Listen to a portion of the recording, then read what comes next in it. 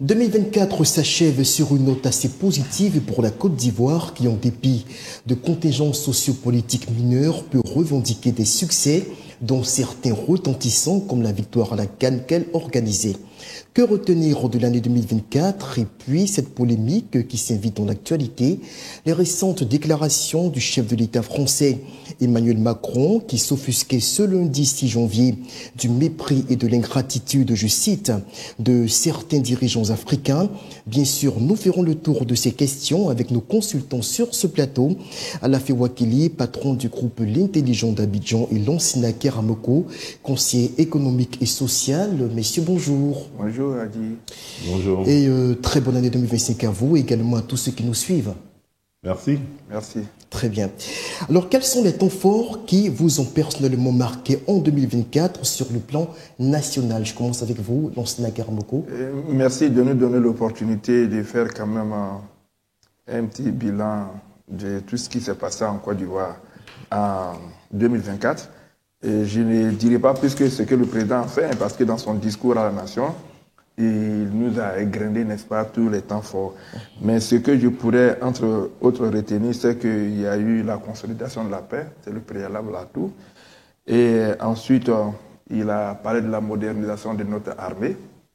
Et cette modernisation qui fait qu'aujourd'hui, notre armée est devenue quand même assez performante.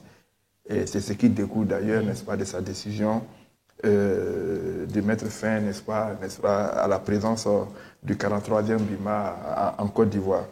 Et puis ensuite, il a parlé, n'est-ce pas, de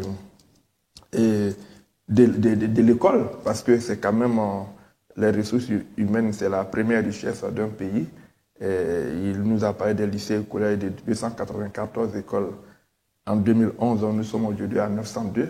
C'est quand même énorme, ça a triplé entre-temps. Et il a aussi parlé de 15 nouvelles écoles professionnelles, lycées professionnels qui seront construites en 2025, c'est important. Et on est passé de 3 universités en 2011 à 10 aujourd'hui.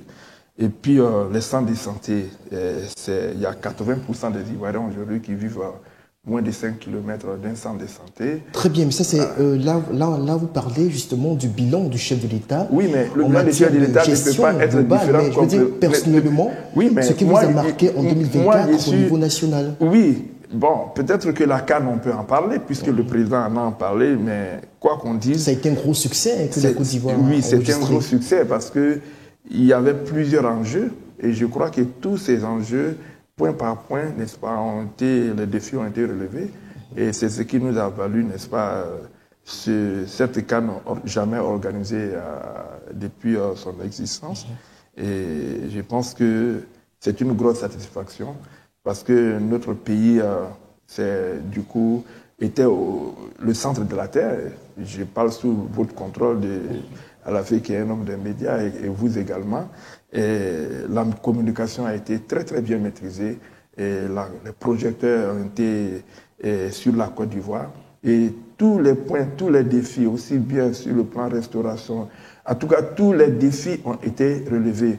Je parle de restauration parce que la Tchéquie, maintenant qui est devenue un patrimoine de l'UNESCO, a pu être bien appréciée par tous nos visiteurs, les étrangers. Et cela fait partie des acquis, justement, pour la partie, Côte d'Ivoire. Ça fait partie des acquis. 2024. Parce qu'on ne s'en rend peut-être pas compte, la Tchéquie existe depuis longtemps. Pourquoi c'est juste après la CAN que l'UNESCO finalement... Ce sont les retombées. Ce sont les retombées de la CAN. Donc, et puis avec toutes ces infrastructures qui ont été construites, les routes, les hôtels, les stades.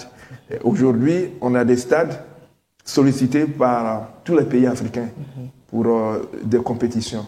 Et même le Grand Real de Madrid est venu organiser ici pour son centre de formation, je crois pour sa fondation, une activité en Côte d'Ivoire. Tout ça, ce sont des retombées de la qui CAN. sont à saluer certainement. Alors, Alafé Wakili, en tant qu'homme de médias, Lansina Keramoko le disait à l'instant, qu'est-ce qui vous a marqué en 2024 au niveau national? Oui, il y a eu beaucoup de choses, hein, et on a bien entendu la CAN avec cette fusion, cette communion entre les Ivoiriens, les Ivoiriennes et les populations vivant en Côte d'Ivoire et les amis de la Côte d'Ivoire, heureux de cette victoire des éléphants l'émotion que cela a créé, le grand message à la nation du président de la République lors de la réception des éléphants, qui a rêvé d'une nation comme les États-Unis, sans distinction d'origine, où on se sent tout simplement ivoirien.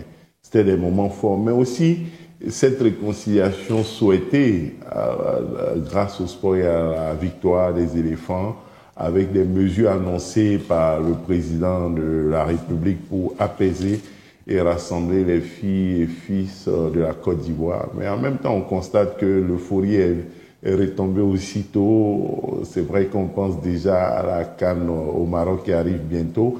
On veut toujours gagner, mais l'euphorie est restée puisque les combats politiciens et politiques ont repris aussitôt, ont commencé aussitôt, et même avant, avec la présidence du PDCI remportée un peu avant la CAN par Tidjane Thiam, avec aussi la première année des conseils municipaux et régionaux après l'élection qu'il y avait eu en 2023. Donc l'année 2024 a été une année très politique, avec les activités du président du PDCI, avec les maires qu'on a vus en action, à Yopougon, à Boaké, à Bobo, les conseils régionaux à Daloa, dans le Cavali, dans le Guemon, ça et là, les maires à Abidjan ou Marcory autres qui ont travaillé, et puis aussi l'action du district autonome d'Abidjan à travers le ministre-gouverneur qui a pris des initiatives pour lutter contre le désordre urbain, et enfin au niveau culturel,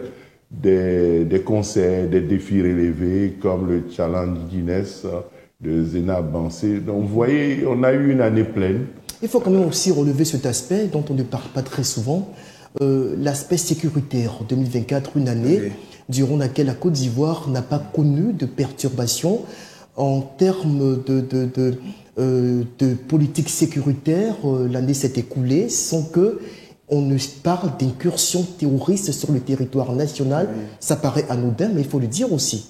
Oui, bien sûr. Comme lui, il a dit, la clé de tout, la base de tout, c'est la stabilité. Et vous avez bien remarqué que la CAN s'est déroulée dans les conditions sécuritaires optimales, sans aucun incident. Et donc, toutes les dispositions sécuritaires ont été prises et le pays est en paix, comme il a dit. Et oui, à ce niveau-là, ça paraît anodin, c'est devenu une évidence.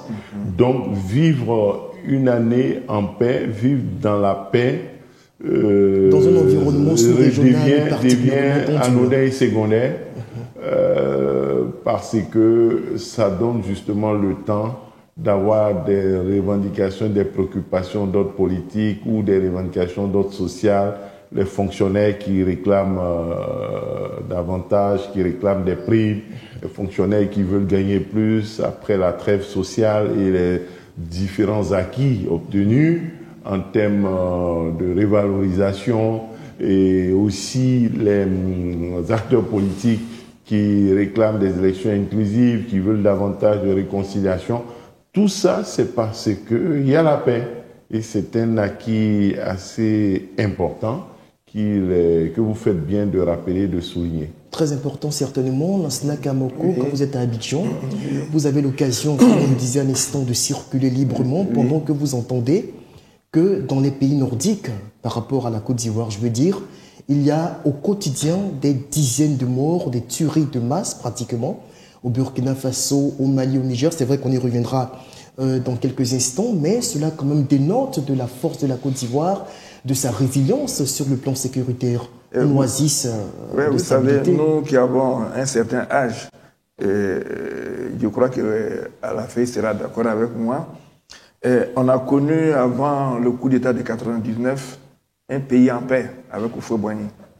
Donc cette culture de paix, l'Ivoirien l'a eu comme une seconde religion. D'ailleurs, il faut le dire que la paix est une seconde religion.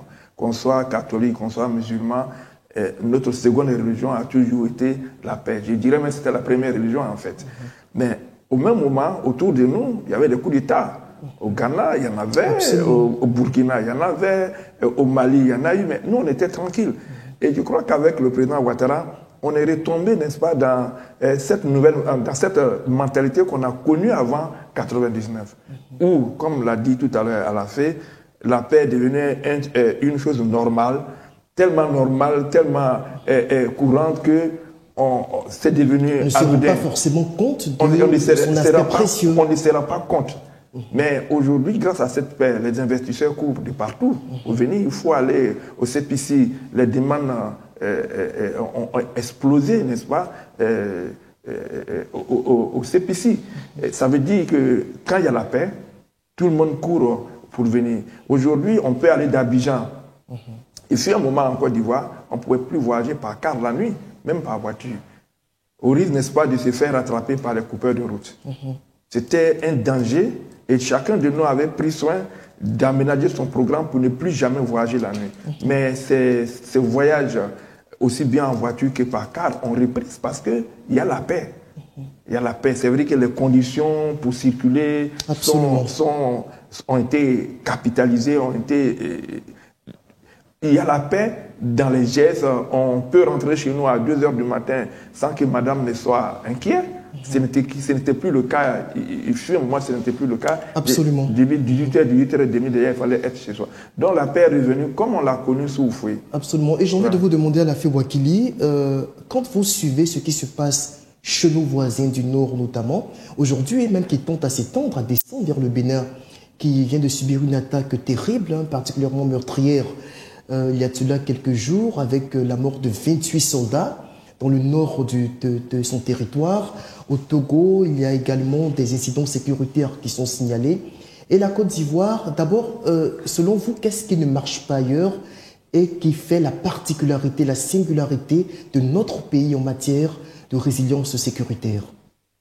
Bon, il faut s'incliner en mémoire de toutes les victimes, en particulier pour les victimes de ce qui s'est passé récemment au Bénin, en espérant, sans vouloir faire de la provocation, que ce ne sont pas les terroristes formés au Bénin avec la France pour attaquer le Niger, le Mali et le Burkina qui ont commis des actes terroristes au Bénin. N'est-ce pas? Non.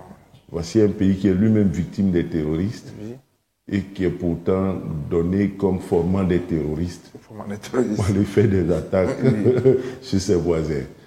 Ça interpelle justement sur le sérieux qu'il faut avoir dans cette affaire-là. Et la Côte d'Ivoire traite la question avec sérieux et responsabilité.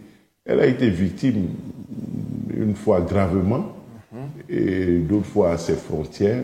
Sur cette base, elle a pris des précautions, certes sécuritaires, mais aussi des précautions d'ordre social, économique et des dispositions technologiques et politiques.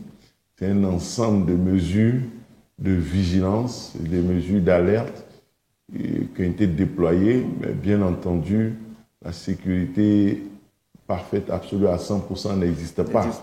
En tout cas, pour l'instant, ça marche.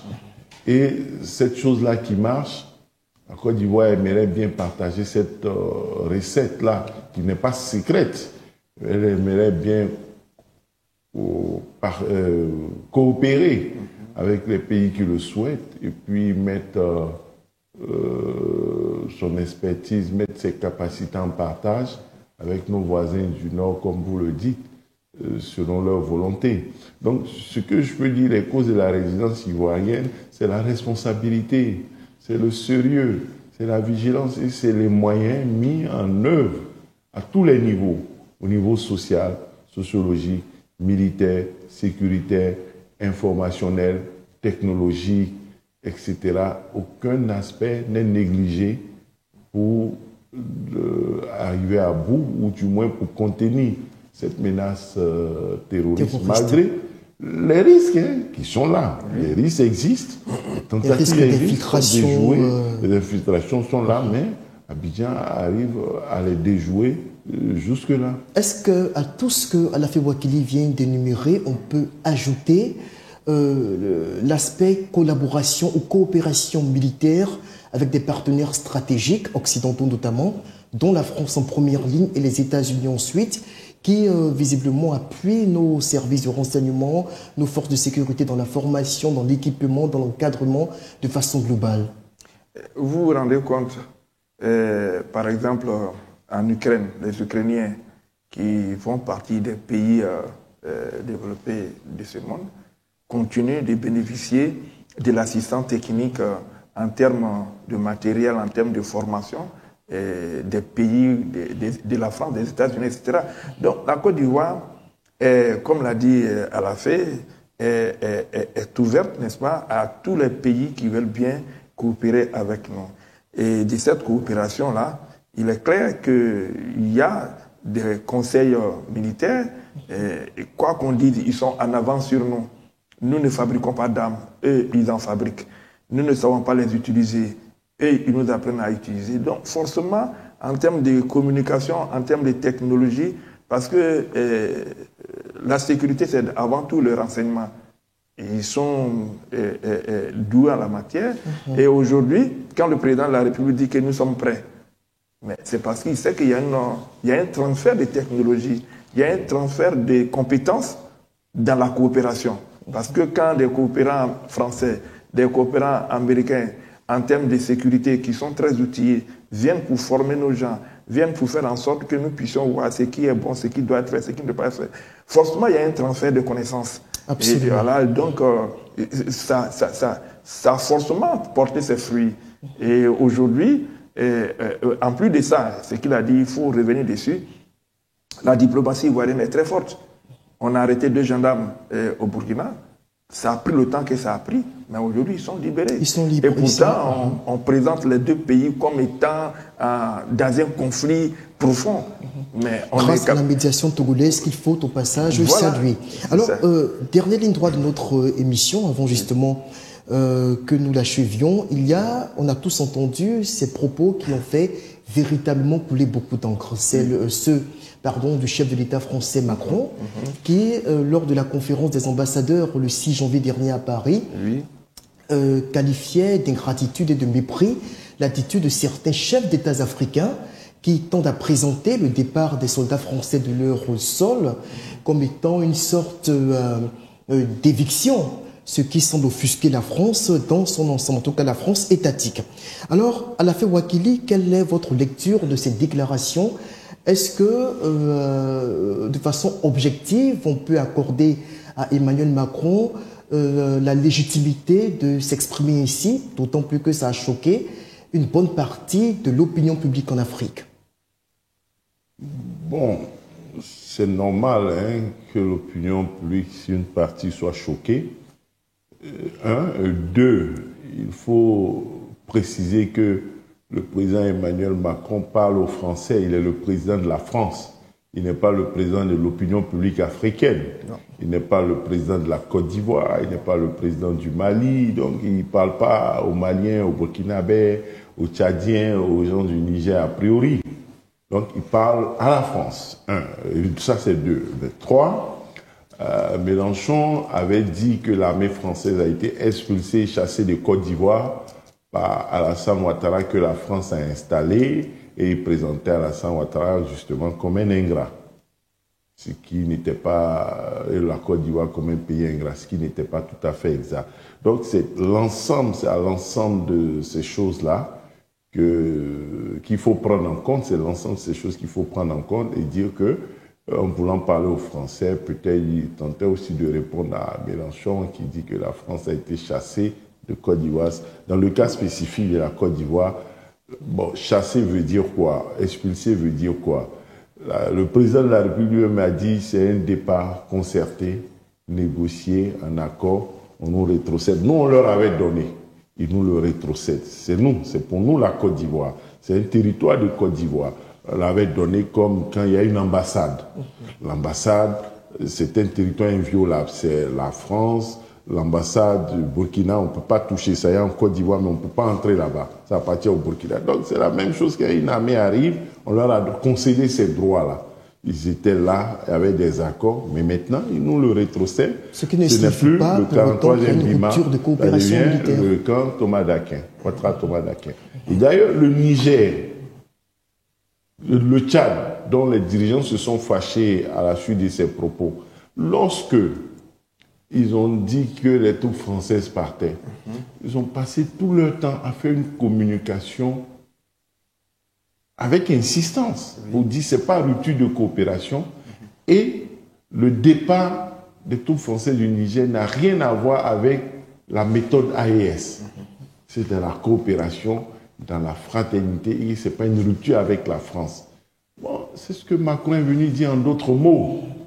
Pour dire que ça a été négocié, on ne les chasse pas, il n'y a pas de problème. Peut-être c'était vexant, la perception, mais c'est ce qu'il a dit avec d'autres mots. En dehors de cela, relativement à la question de la gratitude ou de l'ingratitude, on peut penser qu'il allait fort, mais de part et d'autre, les Africains ne manquent jamais de rappeler à la France ce que la France leur doit. Les Africains ne manquent pas souvent, c'est un chef d'État, de rappeler à la France, aux pays occidentaux, comment ils nous pillent, combien de fois ils nous doivent, ne manque pas de dire que c'est à cause de nos pays qu'ils avancent. Et même dernièrement, je crois que le président de la République a abordé la question de la pollution. Il a parlé de l'engagement de la Côte d'Ivoire avec les engagements pris à New York à l'ONU, à différentes COP en Azerbaïdjan. Et il a interpellé les pays occidentaux à polluer moins. Et il a interpellé les pays développés à tenir leurs engagements et à financer, d'abord à réduire le gaspillage écologique, environnemental, à réduire l'usage des ressources naturelles pour préserver, sauver l'humanité et à tenir leurs engagements par rapport à nous. Et souvent, lorsqu'ils édictent des règles sur les conditions de production de notre cacao, ils parlent de cacao durable, en menaçant de ne plus laisser exporter notre cacao, le chef de l'État ne manque pas de dire que nous sommes conscients et que nous prenons les dispositions, mais que nous refusons le chantage. Donc, on a des dirigeants souverains, on a des dirigeants autonomes, on a des dirigeants responsables qui savent apprécier les intérêts de leur pays en Côte d'Ivoire et qui ne rentrent pas dans des polémiques du moment. C'est ainsi que vous verrez que jusqu'à nouvel ordre, le porte-parole du gouvernement ivoirien a dit que ce que le président Macron a dit ne concerne pas la Côte d'Ivoire et que la Côte d'Ivoire ne se sent pas concernée. Très bien. Il se sent morveux, se mouche. Les pays qui se sentent concernés ont réagi. La Côte d'Ivoire n'est pas concernée, c'est un pays souverain et responsable. Et l'agenda de réponse à un État, l'agenda de réponse au président Emmanuel Macron n'est pas dicté par le gouvernement des autres pays. Lorsque la Côte d'Ivoire se sentira concernée, sans crainte, sans peur de quiconque, parce que le chef de l'État ne manque jamais de rappeler notre souveraineté, notre responsabilité. Et c'est ce même chef d'État qui a dit, vous les Occidentaux, vous, entre guillemets, vous nous emmerdez avec vos histoires de mandat limité alors que ça n'existe pas chez vous. Comme un tel chef d'État africain, parce que notre Côte d'Ivoire, la Côte d'Ivoire dit qu'elle n'a rien à dire à Emmanuel Macron, on peut penser qu'on a peur de Macron. Alors que par le passé, il a dit non à certains pays occidentaux qui ont voulu indicter et qui ont voulu lui dicter les choix de candidature à faire ou à ne pas faire. Un tel chef d'État, il n'attend pas de répondre comme ça, voilà, lorsqu'il ne sent pas que les intérêts de son pays sont menacés. Absolument. Alors, voilà. Lansana Keramoko, d'abord, comment est-ce que vous avez accueilli donc ces propos émis par le président français? Ensuite, prenons spécifiquement les exemples du Tchad. Et à un degré moindre des pays sahéliens, mais d'abord le Tchad, où par 2 fois, sinon 3 fois, l'armée française est intervenue pour sauver le pouvoir d'Ébi. 2008, 2019 également, alors que N'Djamena était assailli par des groupes rebelles. Et c'est la France qui, par son intervention militaire, a été décisive pour empêcher que N'Djamena tombe aujourd'hui. Mahamat Déby Itno hérite de ces retombées-là. Et on a l'impression qu'il y a une tentation à glisser vers le populisme. Au Mali, on sait tous comment est-ce que l'opération Serval a pu mettre fin à l'arrivée des djihadistes sur Bamako. D'abord, comment est-ce que vous avez accueilli ces propos ensuite? Parlez-nous justement de ces pays-là qui ont bénéficié de l'appui de la France. Et je crois que les propos de Macron, moi, dans le fond, ça ne m'a pas fait ni chaud ni froid, parce que c'est un chef d'État, comme l'a dit à la veille, c'était aux Français qui s'adressait. Et la Côte d'Ivoire, heureusement que le gouvernement a réagi, le porte-parole, à travers son porte-parole, ne se sent pas concerné par ce que Macron a dit. Mais il faut rappeler également que depuis juillet 2024, dans une interview que le ministre Téné Béréma Ouattara, ministre d'État de la Défense, a accordé à un journal, je l'ai cité Jeune Afrique, il avait déjà annoncé que des concertations étaient en cours et très avancées. Et que ces concertations devaient aboutir, n'est-ce pas, au départ de l'armée française, du 43e BIMA en tout cas. Il l'avait déjà annoncé. Les gens n'ont pas peut-être fait attention parce qu'on était occupé à autre chose. Il l'avait déjà dit. Il allait même plus loin pour dire qu'est-ce qu'on ferait de ce camp.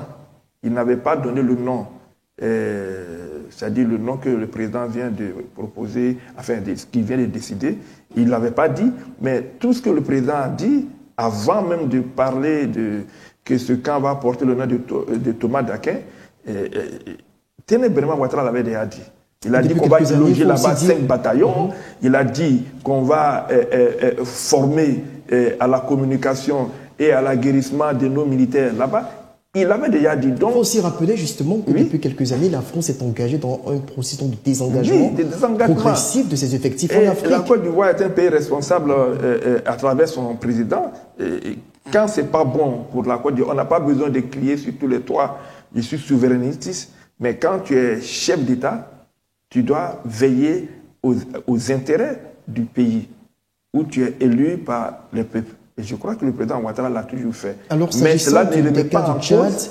Cela ne remet pas en cause, n'est-ce pas, la coopération intelligente qu'il a avec les pays occidentaux. Maintenant, en ce qui concerne le Tchad, le Mali et autres, ils se sont sentis plus concernés parce que nous n'avons pas été assaillis par des terroristes et que la France est venue nous sauver des mains des terroristes. Notre président, le chef de l'État de Côte d'Ivoire, n'a pas été installé au pouvoir par une quelconque armée étrangère. C'est les Ivoiriens qui les ont élus et puis il y a une résolution onusienne qui est venue dire de respecter ce que le peuple de Côte d'Ivoire a décidé. Donc peut-être que le Tchad doit beaucoup à la France, le Mali doit beaucoup à la France, pareil pour le Burkina Faso, mais la Côte d'Ivoire ne se sent pas concernée, donc je ne peux pas répondre à la place du Tchadien, mais je dis que nous ne sommes pas concernés. S'il y a ingratitude, Macron ne s'adresse pas à la Côte d'Ivoire. Alors donc pourquoi nous allons jouer à l'avocat du diable? Ce qui nous concerne, le président est un président responsable. Je l'ai dit tantôt, au risque de me répéter, que Téné Béréma Ouattara, depuis juillet, donc il y a 6 mois, et plus de 6 mois en arrière, avait déjà annoncé les couleurs pour dire qu'avant la fin de l'année 2024, l'armée française allait quitter le 43e BIMA. Mais beaucoup de gens n'ont peut-être pas fait attention. Et c'est seulement au message à la nation du chef de l'État qu'ils ont appris qu'ils devaient... Sinon, depuis longtemps... Voilà, sinon, depuis longtemps. Et quand Téné Béréma Ouattara en parlait en juillet, il a dit que les préparatifs étaient en cours. Des experts français et ivoiriens étaient déjà en train de travailler sur la question. Donc ça date peut-être depuis 2 ans, n'est-ce pas, ces préparatifs du départ, n'est-ce pas, de l'armée française. Voire plus avec la réduction des troupes qui est passée, je crois, de 900 soldats à 600, après 300. Oui. Je pense qu'aujourd'hui, on doit être environ une centaine de soldats, tout plus, qui sont sur le sol ivoirien. Donc depuis longtemps, la France cherche à partir, mais de façon concertée, méthodique. Alassane a dit, c'est important de le dire. La Côte d'Ivoire appartient aux Ivoiriens. Quand tu arrives, on te donne une parcelle pour t'installer, mais pour utilité publique, à un moment donné, on peut te dire, quitte là, nous, on reprend notre chose. Ce qui a été fait. De façon souveraine. Ce n'est pas la même chose comme les ambassades qui sont considérées comme des territoires des pays qui sont dans ces ambassades. Ce n'est pas la même chose. Très bien. Alors, on va terminer avec le mot de fin de chacun. Alain Ouattili, on commence par vous. 1 minute. Renouveler nos voeux de santé à l'ensemble des Ivoiriens et des Ivoiriennes, de tous nos téléspectateurs, et puis souhaiter qu'on ait une année de paix et surtout une élection présidentielle apaisée qui ouvre la voie à la suite du processus. Il ne faut pas l'oublier aux élections législatives qui suivront dans la foulée. Il est important que tout cela se déroule dans la paix et que les gens se souviennent que c'est juste 5 ans dans la vie d'une nation, d'une part, et que d'autre part, quelques semaines après, il y aura les élections législatives. Donc, à l'occasion de la présidentielle, il ne faut pas tout gâter, il ne faut pas, à cause de l'élection présidentielle, tout gâter, tout mélanger, en oubliant qu'il y a les législatives qui arrivent, il y a seulement 5 ans à gérer, et il y a un pays à continuer à construire. Donc, c'est un vœu de paix, de responsabilité, et puis les vœux classiques de santé, de bonheur et de prospérité pour chacune et chacun en 2025. Lansana Keramoko. Oui, je ne vais pas répéter ce que Alafé a dit. J'ajouterai simplement que c'est faire un clin d'œil au président de la République qui a pris la décision de nommer le ministre-gouverneur Ibrahima Cissé Bakongo, qui fait d'Abidjan aujourd'hui une merveille. Quand l'Ivoirien lui-même, dans la circulation, s'exclame pour dire « Ah, Abidjan, joli, moi, il y a 2 juillet circulaires à mon épouse, a dit « Ah, Abidjan, joli d'air. » Malgré des déguerpissements très critiques, non, mais oui, aussi au passage. On ne peut pas faire de sans casser les œufs. C'est la restauration de l'ordre urbain. Oui, on ne dit plus déguerpissement, c'est comme ça, on dit maintenant enfant en conflit avec la loi. Ah ouais. On ne dit plus microbe. Voilà. Donc on ne dit plus déguerpissement, on dit restauration de l'ordre urbain. C'est la restauration de l'ordre urbain. Je crois que ça profite à tout le monde. N'oublions pas que la France, c'est comme ça que Paris a été construit également, par Haussmann. Et aujourd'hui, Bakongo, il est le Haussmann ivoirien. Et le président de la République, Alassane Ouattara, il devient lui 3, parce que c'est lui en son temps qui avait nommé Haussmann pour embellir Paris à l'image de Londres. Aujourd'hui, Abidjan est devenu une merveille. S'il n'y avait pas cette restauration du désordre urbain, je crois que le mot, il faut que tout le monde l'emprunte maintenant. Abidjan ne serait pas devenu ce qu'il est aujourd'hui. Mais je crois que le ministre-gouverneur Cissé Bakongo, comparé à Haussmann, il a dit quel honneur, mais il préfère être le Bakongo ivoirien et non le Haussmann ivoirien. C'est ce qu'on va retenir certainement. Alors merci à vous d'avoir été là. Merci à vous, Lansana Keramoko. Merci également à vous, Alafé Ouakili. Et aussi merci à vous qui nous suivez depuis chez vous. Encore une fois, tous nos meilleurs vœux pour l'année 2025. Et puis on va se dire au revoir en espérant se retrouver très bientôt pour un autre numéro de Devoir de vérité. D'ici là, portez-vous bien. À bientôt.